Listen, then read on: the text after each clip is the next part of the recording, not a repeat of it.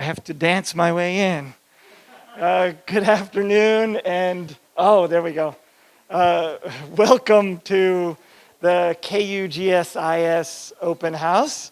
I am your host for the day, Cuz Potter. I'm the Associate Dean of GSIS.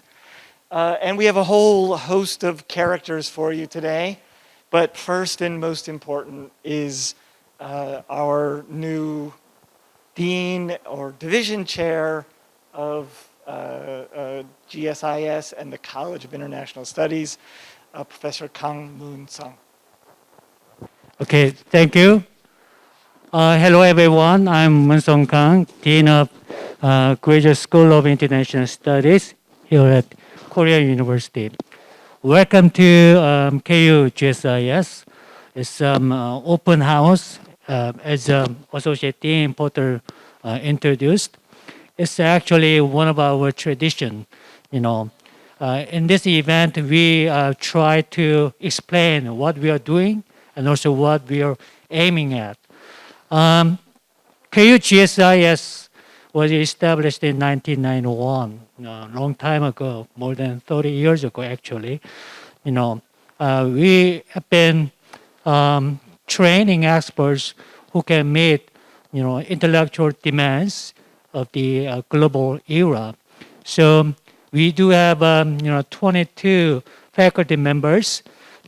They are teaching and they are conducting research analysis. It's really hard to speak with mask. Anyway, one of most attractive features of KUGSIS is interdisciplinary programs we have.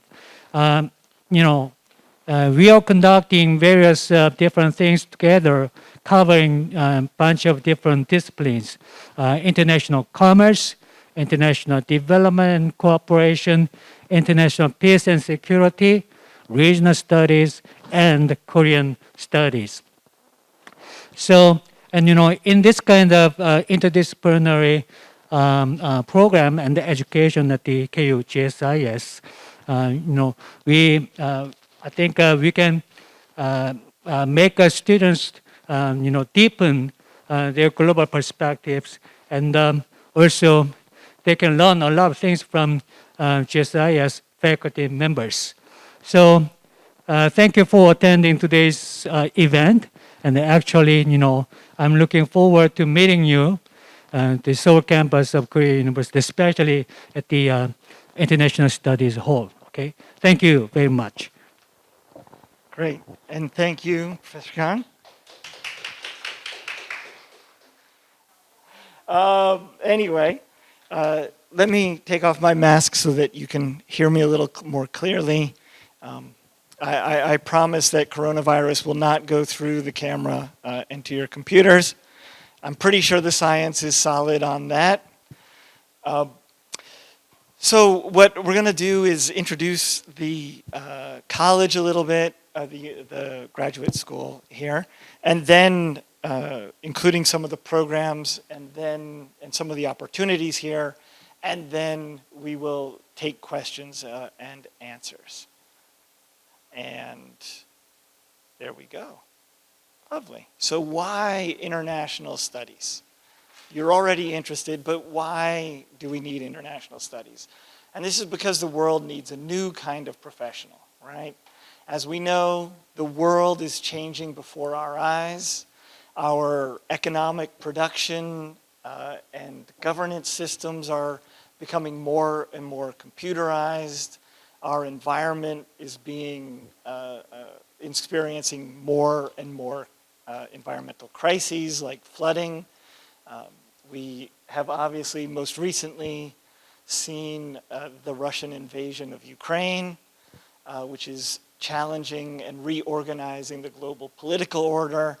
And as we all know, too painfully, we've had a few years of coronavirus, and as long as it doesn't mutate again in China, maybe we'll be approaching the end of it.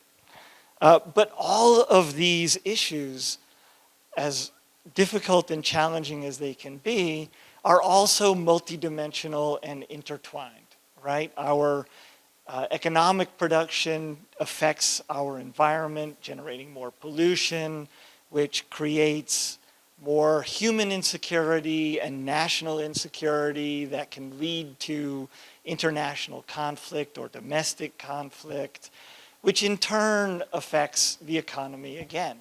So we cannot any longer address these problems in a siloed individual kind of way. And so we need more multidimensional, multifaceted professionals like we hope we can help you become. Because the world requires these professionals who can critically and ethically evaluate the challenges we're facing, that can contribute their own individual expertise while they are able to communicate across specializations, right? There's a whole translation problem in knowledge production. And finally, we also need people who are able to integrate disparate views and special knowledges into a compact package of policies and approaches to address our problems. And we hope, again, to help you become those people. So why study international studies at KUGSIS? There's lots of good reasons.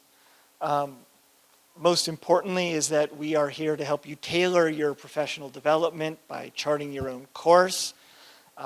Each student has the opportunity to curate their own curriculum here, carefully choosing that both their classes and the kind of specializations they seek to pursue. All of our classes are taught in English, and we have a really wide international body of over 300 students from 55 countries.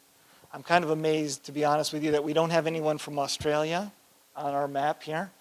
So if you're from Australia and listening, come help us, fill in a big gap in our map. I guess Brazil would also make it look more gray too, right? Help us out. In case you're interested, I can tell you a little bit about the educational background of our students. Many students like me come from disciplines that aren't directly connected to what we teach. I'm an English major from my undergraduate, English literature.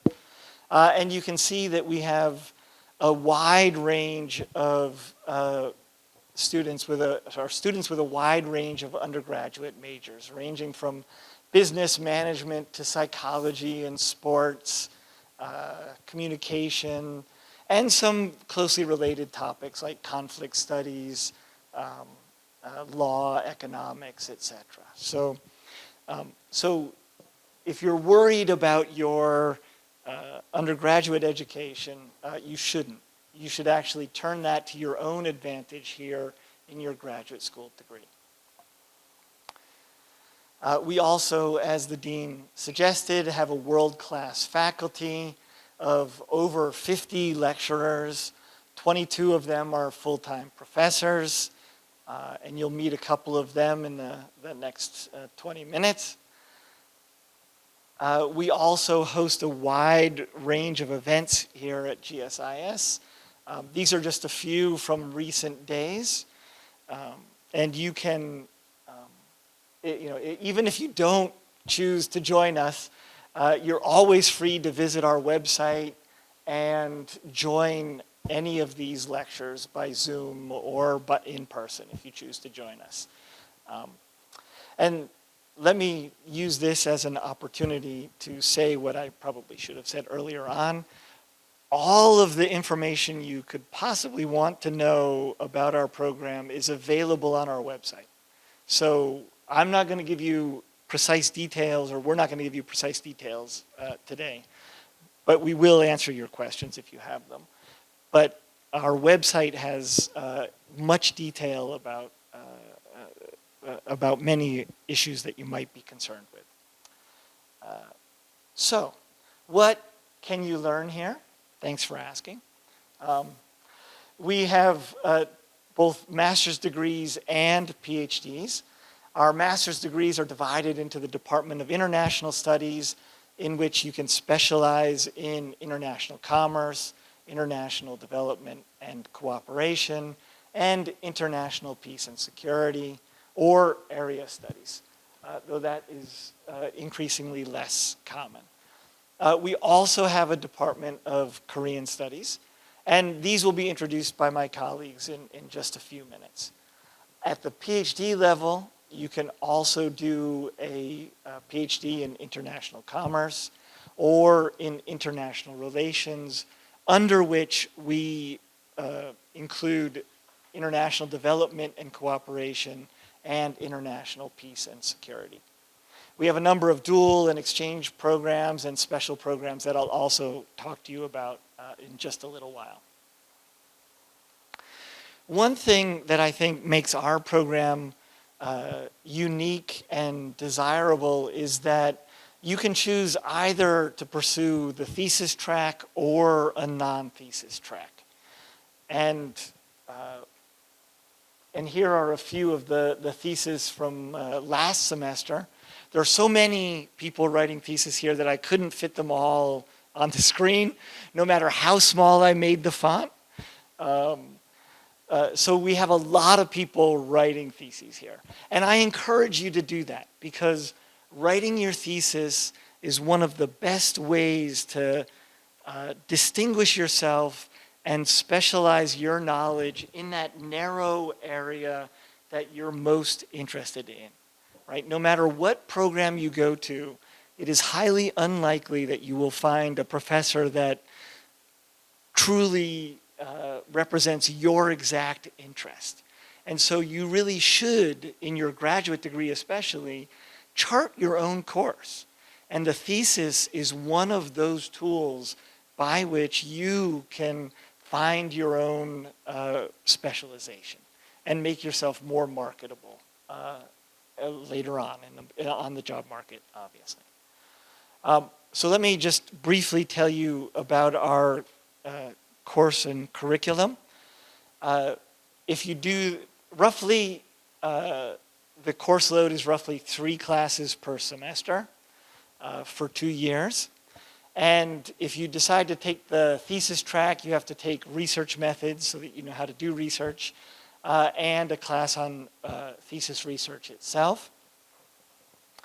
And then our core elective courses, in keeping with the notion that international studies is multidisciplinary and that these problems are interwoven, we ask you to take 3 out of the 4 classes that you see listed there, so that you can, again, balance out the knowledge that you want to take with you when you leave. And then you have a number of other electives that you can take either within our department or outside of our department. The non-thesis track is basically the same process, except that you don't take the thesis class, obviously, and you take a few more general elective classes. And this also gives you more room to develop a narrower focus course-wise. The PhD course load is, again, similar, and the major distinction with the PhD classes are that typically students take 2 independent studies where they work closely with their leading professor, and that they take a number of advanced seminars with professors. And let me make 2 notes about that.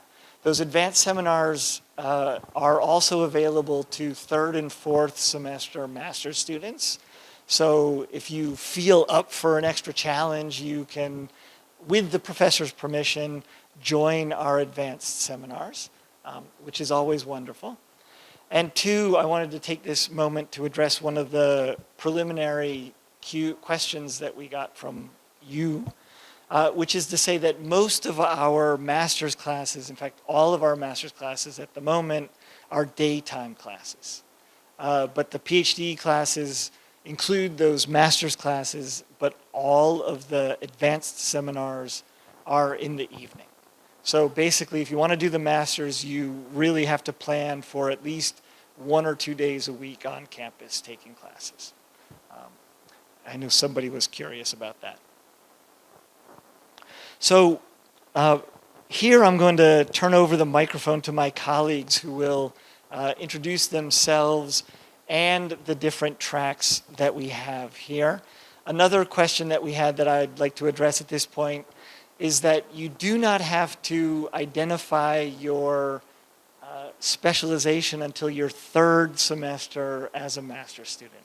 So the first 2 semesters are an opportunity to explore different topics, different areas of study, and then you decide which you want to focus on more deeply with your third semester here. And to tell you how you can specialize more deeply, I turn it over to my colleagues for a few minutes. All right, it's good to see you, and I'm going to introduce international commerce majors. So when you hear about international commerce major, it could be very broad and very abstract. So I'll give you some more details about basically the teaching, so the course takings and the thesis topics, so that you can be more familiar with what our 8 faculty members are specializing in the international commerce majors. So broadly speaking, the first topic is the multilateralism and regionalism in international commerce. So this is about international economic cooperation. Multilateralism involves many countries, and regionalism is the involved country based on the region. So like major courses by our faculty member on this topic is the Foreign Direct Investment and the US Economy by Professor Kim Jong-ho, and the Economic Integration and the European Economics by Professor Park Sung-won. So he's the specializing the European area and economics. And Professor Park In-won, he's teaching East Asian Trade and Investment. And Professor Kang Moonsung, our dean, he's teaching the Multilateral Regional Cooperation for Economic Development.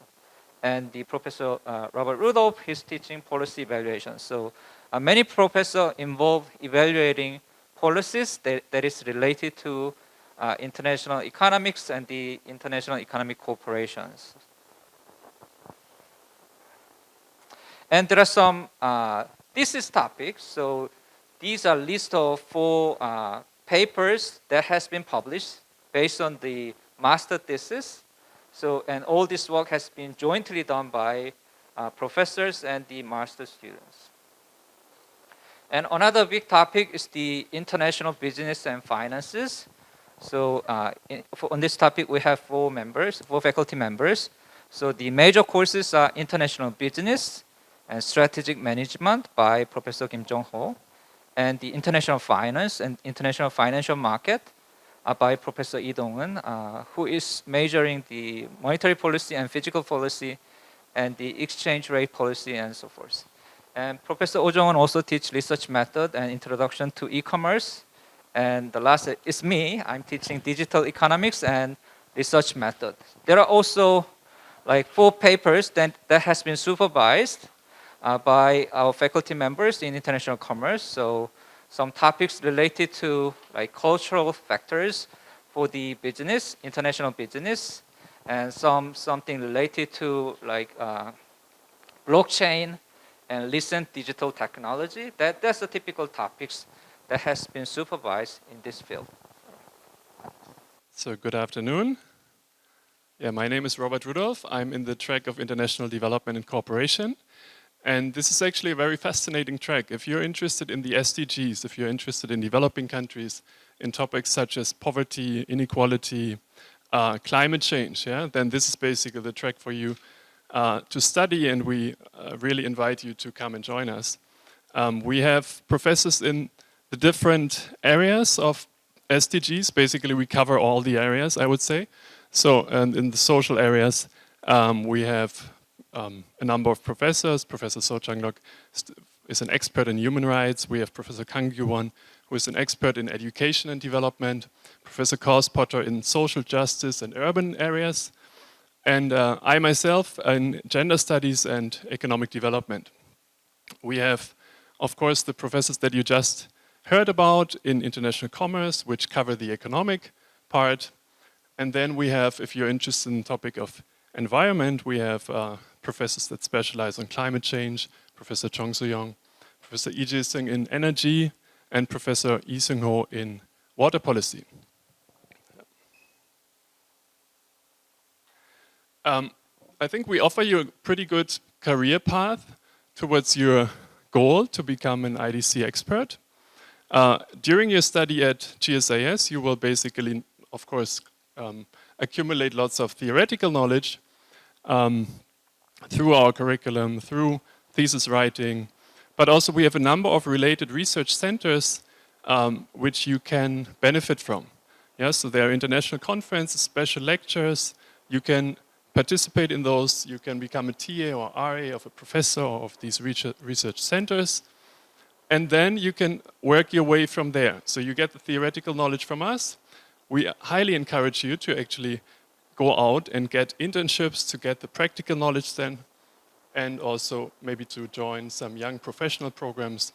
And then we will see you. We are pretty sure that we will see you as an IDC expert after 2 years.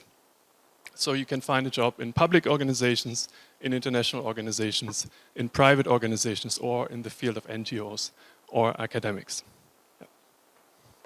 Hi, I'm Sijeong Lim, and I am here to tell you in 2 minutes how much the International Peace and Security track has to offer to you. So in a nutshell, I should say International Peace and Security track is about how politics shapes international peace and prosperity. So faculty members in the Peace and Security track, or the IPS track, studies and explores how politics shapes violent militarized disputes, for instance, the ongoing war in Ukraine. Also, our faculty members are interested in exploring how politics shapes important investment and trade decisions, such as the effect of politics on the ongoing WTO disputes that involves South Korea in either side. Also, our faculty members are interested in how politics are involved in shaping international laws and institutions, and also affects the implementation of these laws and institutions functioning. Our student, just like students in other tracks, have also written fascinating theses, many of which are transformed into journal articles and published. This includes, for instance, a thesis on the refugee crisis, a thesis on the cultural public diplomacy, and a thesis on climate change media coverage. So if you choose to come to GSIS and study international peace and security, I believe you can also write, as these students, a fascinating research. Thank you.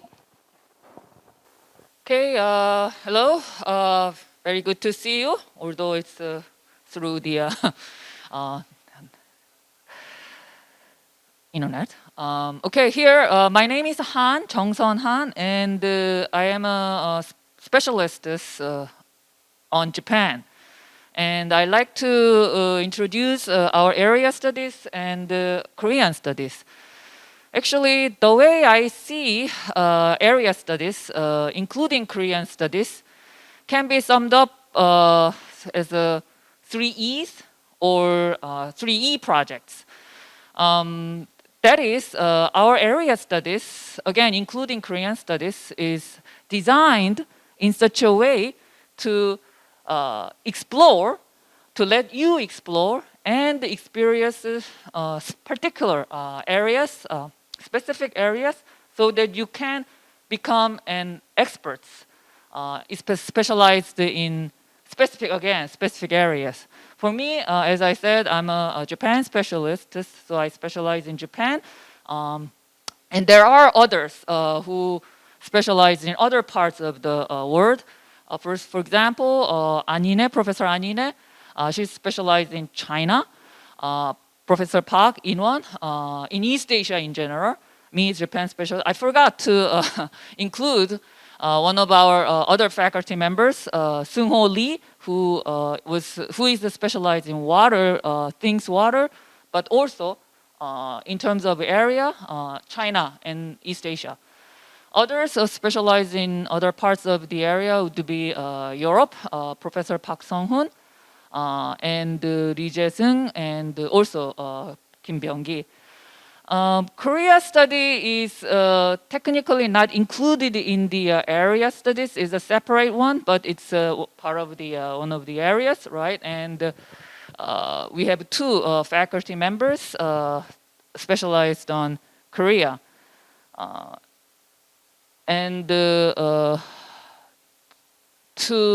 are other things. For example, we have centers specialized in particular areas. One is Center for East Asian Studies, and the other is on Europe. And if I remember correctly, I was informed that we received already a preliminary question on Korea, actually.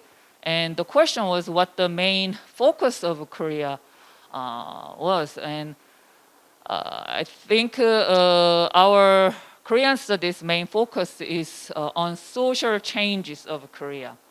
And I think the question was whether we specialize on, our Korean studies specialize on business or trade. If you are interested in Korea, but more narrowly, Korean business and trade, I think you can come to us and be a part of Korean studies, but also take the classes in international commerce, which in many cases, many of the classes are actually drawing from the Korean economy, Korean trade, and commerce. So as you can see, our faculty members, many of them are already in the other tracks. They are all interrelated, and you can come, and even though you are in the Korean studies, you can still take classes in the international commerce so that you can become an expert on Korea, but at the same time specialized in issues related trade and commerce, business. I guess that will be all from my side. Hope to see you. Great, thank you all. It's wonderful to work with great colleagues who try to steal the controller for the PowerPoint here. Let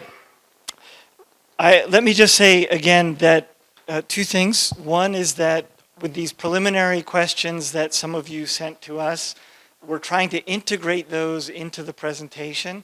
If we fail to do that, please let us know by typing it into the chat room or asking afterwards if you're here in person. And if you have any other questions along the way, you feel free to just type them into the chat room in Zoom, and we will try to address them at the end of the presentation here. So you might be asking, do I only study here at KU, at GSIS? Well, yeah. No. That's, of course, the focus of what you should be doing, but we have more ways both to focus and to enjoy yourself here. What we have, in addition to the tracks, you can also achieve and obtain certificates in a number of specialized areas by completing 3 courses in each of these, 3 or 5? 3 courses, I was right. You doubt yourself, see what happens? 3 courses that qualify for each of these certificates with a sufficiently high grade, and you can acquire additional certificates that you can put on your CV, and that also allow you to specialize. And those are described on our website as well. We also have a number of dual and exchange study programs. We have, many universities have, like ours, have lots of programs that you might be eligible for, but everybody in the university is eligible for them. We have the following programs that are exclusive agreements between us and these universities. One is a dual degree or exchange program with American University. You can go to, similarly with a dual degree or exchange semester, to Kobe University in Japan or Fudan University in Shanghai, maybe not this semester, through the auspices of Campus Asia. We have a new program that we're really looking forward to taking off, where you can do a dual degree at SOAS in London. Though I would note that that can be slightly more expensive, so we're also exploring ways to make that more affordable and accessible to people.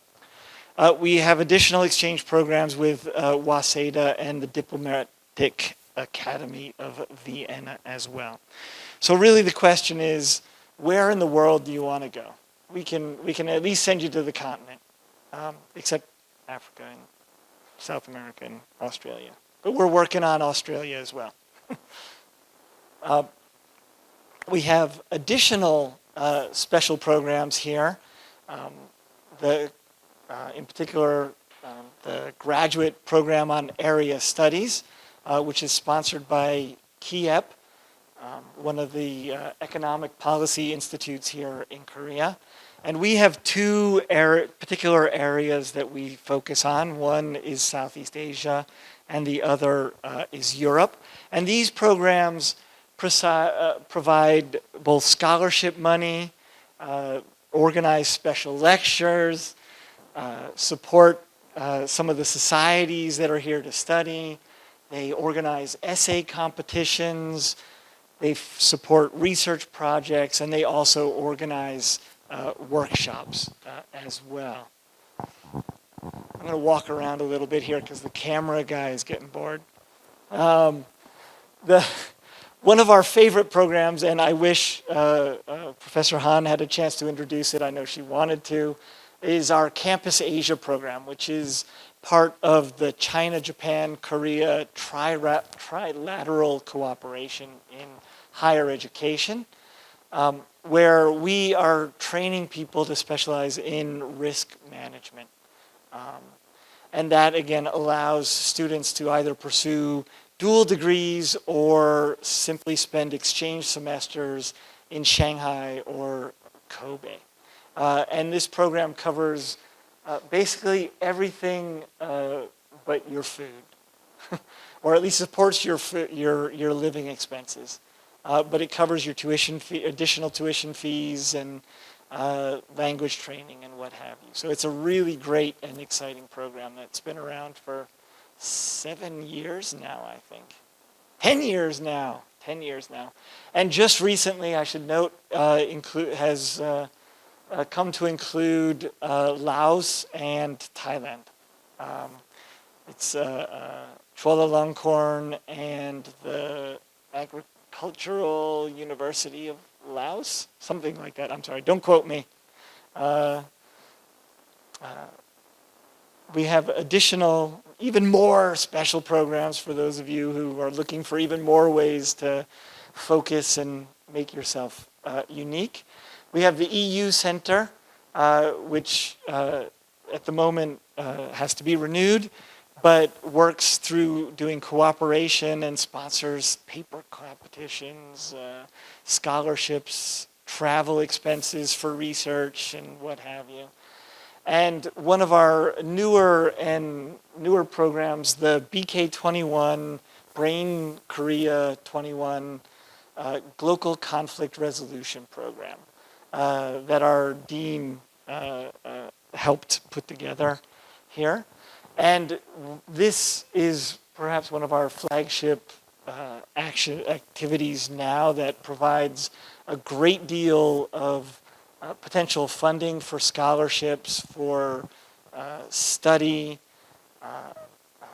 for special lectures and travel, research expenses for those students who choose to join and choose to write a thesis, right? So, but again, you can find out more about this really exciting program on our website and through information sessions that we'll host later on in the semester.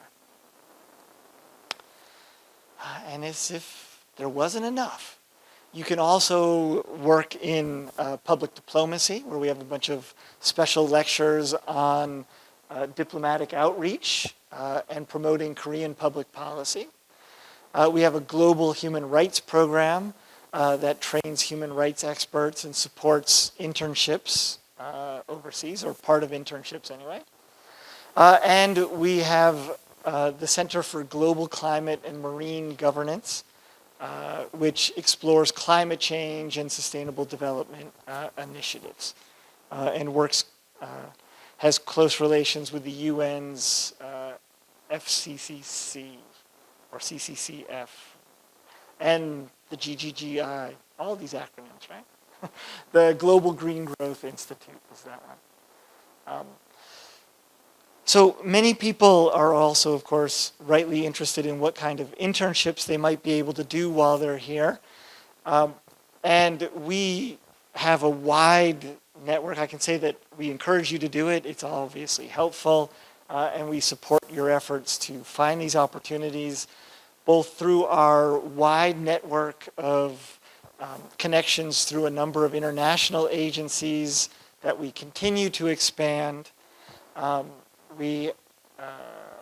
And as I mentioned before, some of our special programs will support some of your expenses if you do get these internships. And we have a number of domestic connections as well, but our network right now we're trying to build up through our BK21 program in particular. One of the things that some people would have asked in the past is whether or not you can get credit for the internships. And the fact is that right now it's not possible to do that, because for a long explanation, but basically it is so administratively complex that that we can't do that at the moment. But we're waiting for the law to change so that we will be able to give you credit for internships as well sometime in the near future. But we encourage you to do an internship. And again, we do have these networks available to help you find them. So one of the most important questions for many people is, how can you pay for your degree here? And I'd like to highlight a couple of those. One, and these are our list of scholarships. I'm not going to go through the individual scholarships. Again, our website tries to go into very clear detail about the qualifications and the content of each of these scholarships. But we have over 1 billion won of scholarships that are available to Korean students. Some of these are for simply academic performance. Some of this is for working as an RA or as a TA, chogyo. And then some of the other programs that I've already mentioned also provide tuition fees and other support. We have a little bit more available to international students because of the university policies here. And some of these, to be honest, some of these funds that are available to international students and Korean students do overlap, and there is some competition for some of these. But there is also an academic excellence scholarship. The government also offers a number of scholarships that you might qualify for. We provide scholarships for students from the developing world through our KWAK program and in tax and financial policy. But that's typically a separate application process. That maybe some of you listening are our future KWAK students, right? And then again, some of these other programs that I mentioned. Needless to say, we have a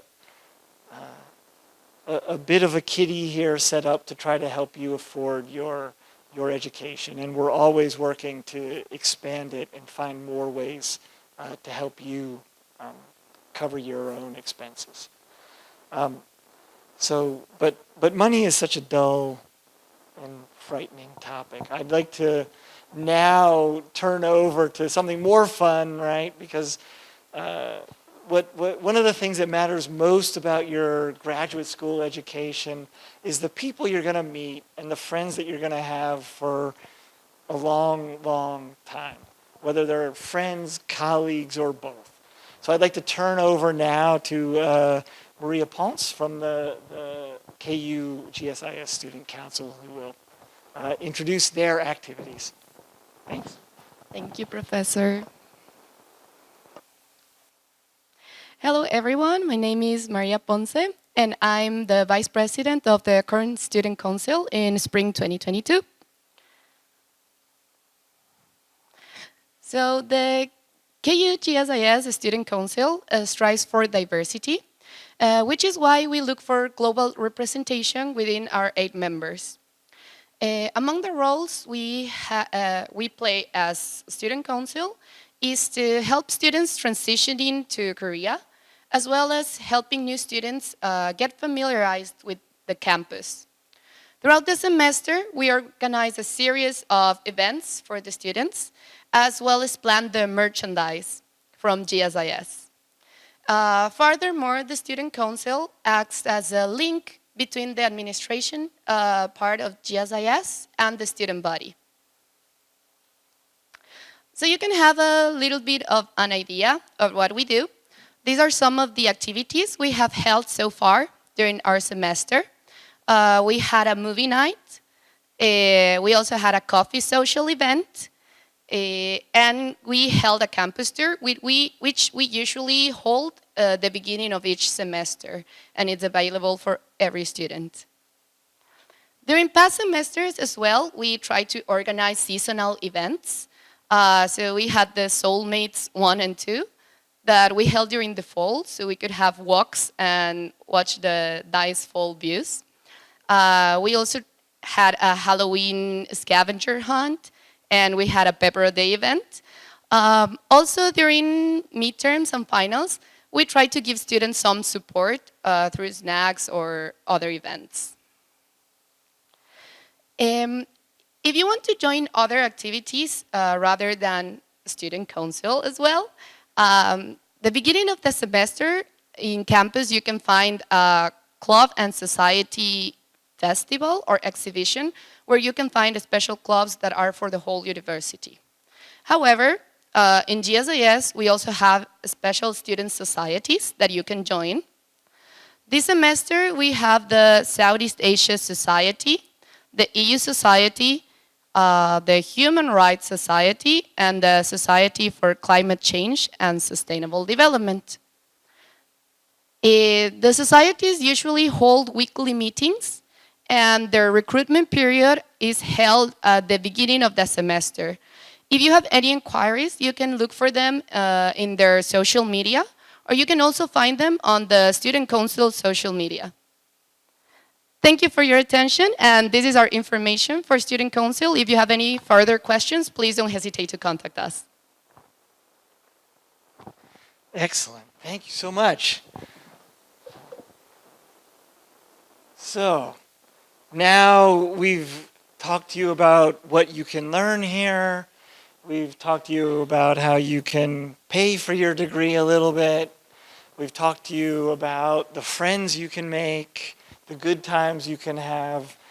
But now it's time to talk a little bit about what you might be able to do with a degree from our institution. And of course, ultimately, that's up to you. But here is a list. Perhaps the font is too small for you, but a list of firms, agencies, organizations at which our recent graduates since 2017 have found places to work. And I hope that some of these are places that you might want to work. I've also included here a small distribution that you can see that shows that most of our graduates go on to work for public institutions and private firms, but that still a large number go on to work in education or international NGOs. Or they continue to study at some fine universities like, I don't know, Korea University, America University, Johns Hopkins, LSE, etc. And so here are, just to give you a quick sense of where a couple of our graduates have gone, a few of our BK21 scholars. One is Kim Hyun-woo, who is now Associate Program Officer at the UNFCCC, the UN Framework for Climate Change and some other C. As you know, with the UN and all this stuff, you just can't memorize them all.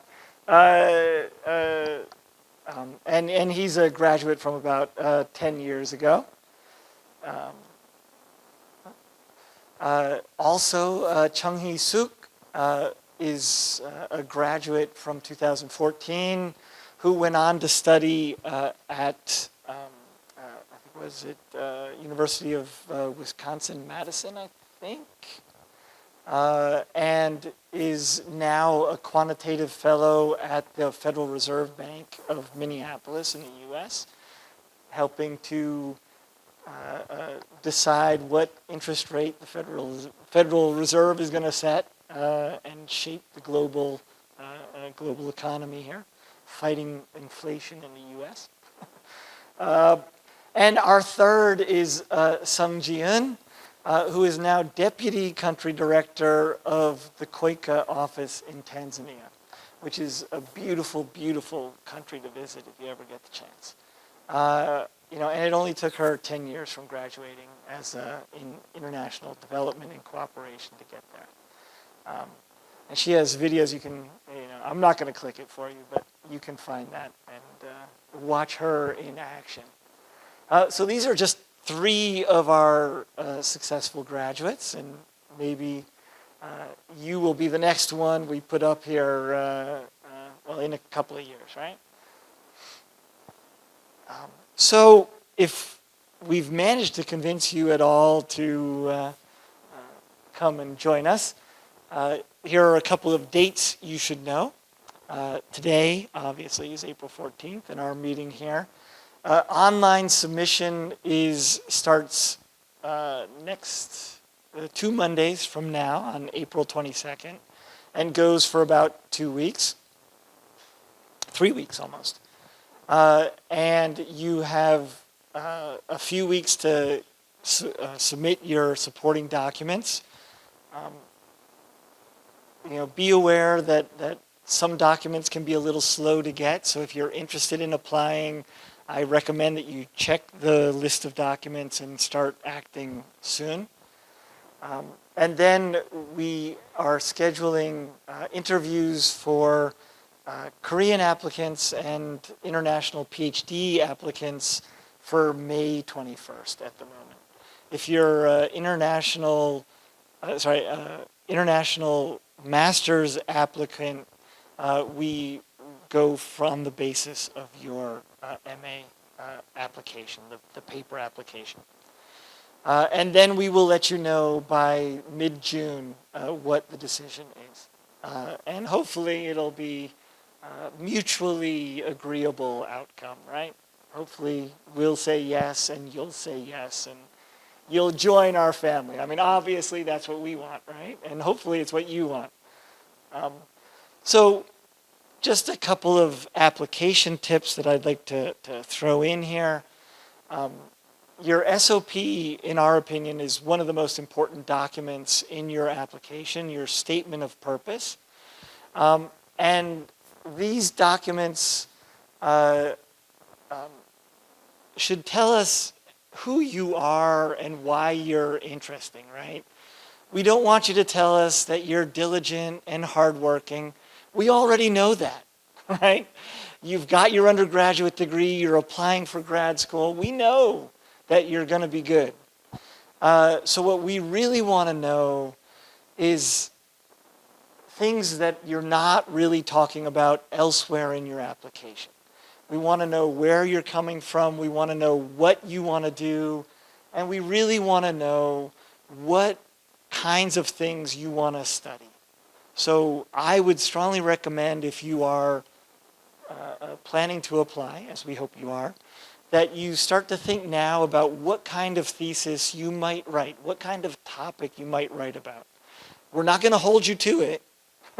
You know, it's not a contract, but if you the more clearly you can show us the kind of questions that excite you, that interest you, that you want to help solve, the kind of problems you want to help solve, the better it is for us to understand who you are and make an informed judgment about whether or not you're appropriate for our institution. And if you want more, I have a few more tidbits on my own personal website that you can find. And this presentation will be available on YouTube in the near future in case you're not screen capturing the URL or what have you. So having hopefully told you why international studies is important, why it's best to study them here, how you can pay for that, who you can meet, who your friends can be, and how to apply, I really hope that we've convinced you to join us in addressing all of these global challenges that we are facing today and that we're going to continue to face for the foreseeable future. I am unfortunately an incredible pessimist about the future. As much hope as it's necessary to muster, things aren't looking good now, which is why we need you to come and help sort these things out. So with that, Professor Rudolf, who's in charge of the social media here, along with Kim Tong-jung, wanted to make sure that I emphasize the ways that you can connect with us and find us online. So these are all of our handles, etc., etc. So start clicking right away. And now I'll leave that up for a second while I give you a chance to type in your questions or to ask questions here if you have any. So thank you for participating, both to my colleagues and to you. And now it's going to be open season on me, I guess, with your questions. While you sort that out, there's at least one more question that I know I didn't address, which is opportunities to learn Korean. And the answer to that is that we do have classes in our department that you can take. But my personal recommendation is that if you're really intent on mastering Korean, that you consider joining our International Foreign Language Institute and take intensive Korean language classes either in the summer or winter breaks, because you will get much more, I think, out of those classes than the ones that we have to offer, which is really just a matter of the amount of time that you have to spend studying it and mastering those language, mastering the grammar. Another question was whether or not you needed to contact professors prior to applying to the program, and the answer is no. You're free to email someone and ask if you do have any questions, but it's not necessary to do that. If you are a PhD applicant, it's also not necessary, but often in the PhD, at the PhD level, you might want to know more about a professor's study in order to see if they might be a good match for what you want to do. Sort of matching at the PhD level is a little more complex than at the master's level. So any questions?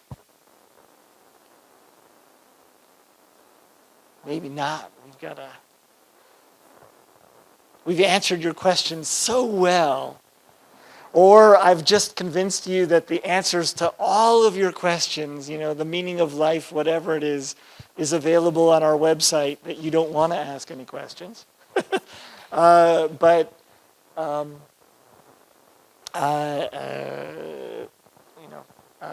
at the very least, if you don't have any questions now and they come up to you later on, You can email me if they're related to content and what have you, or if they're related to administration, you can contact the administration office. They're wonderful here. They'll really try to help answer your questions. There is a question about specific publishing requirements for PhD students, and the answer is no, unless doctoral students, no, not even for doctoral students. But of course, if you are here as a PhD student, we want you to publish, and we will work with you to produce papers that are good enough to publish, because that's a critical part not only of your own PhD education, but also in establishing your skills and knowledge to help you get a job later on. So we will, it's not necessary, but we strongly encourage you to do that. Opportunities to attend academic conferences, that's a little bit of a complicated question, right? Because any PhD or even master's students can apply for to attend a conference. And if you are part of one of our special programs, including, and in particular, BK21, then there can be support funds for travel and what have you. So we think that presenting, especially as PhD students, is an important thing. And again, there are some supporting opportunities, and if that's something that you want to do, then our your faculty advisor will help advise you on where you can go and how to do that. Specific admin questions, again, they will put the email into the chat room now, and then you can address them. Otherwise, you can find that on the front page. And does job experience matter for a master's application? No, it doesn't matter for the PhD application either. We have plenty of students who are coming straight from their undergraduate degree and want to get a little bit more focus before they go on to the job market. We have other students who have been on the job market and want to change careers. And we have other students who have been on the job market and want to refine their skills so that they can move forward in their career and do more interesting and challenging work. So certainly having experience might help you focus your studies a little bit better, but it's definitely not a requirement.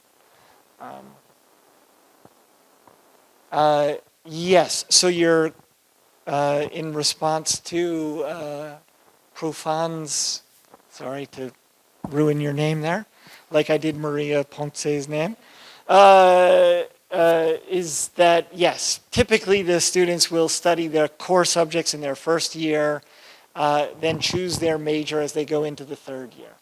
But of course, in your first year, you should also be looking at some of the electives to try out a few flavors that you might be, of topics that you might be interested in. And learning about environmental issues is very appealing, but you're weak in economics and maths in general. Join the crowd. That's me too. And how much do maths matter? Well, that depends on who you talk to. If you talk to my economist colleagues, they'll tell you you can't go anywhere without it. You talk to my history colleague, she'll tell you you can't go anywhere with it. And if you talk to me, I'll tell you that I think they can be helpful, and I think I would encourage you to try to build some statistical literacy and numeracy, but it's not at all necessary for a degree here, because that, statistics and math don't incorporate all of the knowledge that matter for dealing with environmental issues or other concerns, right? You can't very much look at organizational concerns in a statistical way. I know you can, but it's not necessary to and perhaps not even advantageous to understand some of the political dynamics by being concerned about numbers. So please don't worry about not having math. Do students receive help finding an internship, especially as foreign students? Yeah, we have a website where we announce many internships that are available. We try to spread the word as much as we can.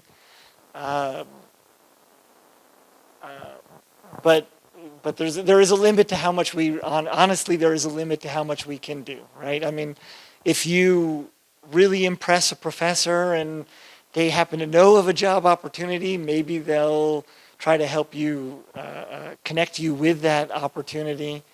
But, and we would, we want to help you. But there's a limit to our manpower and labor available to do that. But we do our best to publicize all available options. I hope that's not discouraging. What % of graduate school applicants are invited to the interview? It's been pretty high lately. For Koreans, it's quite high. And internationals, roughly half, I think. For the PhD, yeah. Yeah, right. Master students don't have to do the interviews. Okay, and that's up there too. Any in-house questions? This is the first time I've done this with a few people actually live. I'll tell you, right? You guys you're coming here. Hopefully, you're coming here, but at a time where your education will be even more rewarding, because for the last 2 years we've been online the whole time. This semester we've been wrestling this hybrid situation where we're both offline with you all and we're online with you all. But hopefully from next semester we'll just be offline. I mean, nothing against you all. But hopefully we'll all be able to meet in classrooms, because education is much more dynamic and interesting that way. So I guess this is that moment of pause where we will wrap things up. And again, but too soon.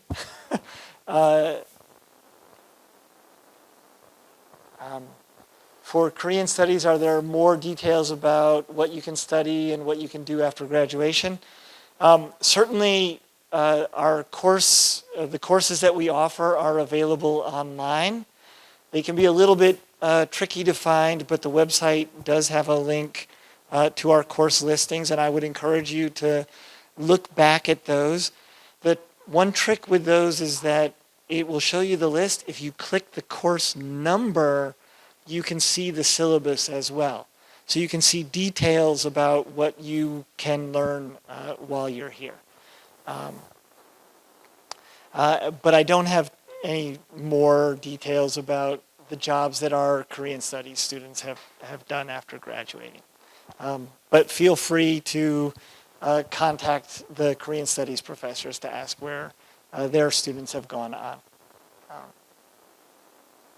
And so here I will officially wrap it up. If there are further questions, we will address them through email or what have you. And so thank you so much for joining us live, and no, you're still live too, offline and online. And we really, really hope that you choose to come here, because the more wonderful students pursuing solutions to the world's problems that we have, the better off we all are. So, thank you. 감사합니다.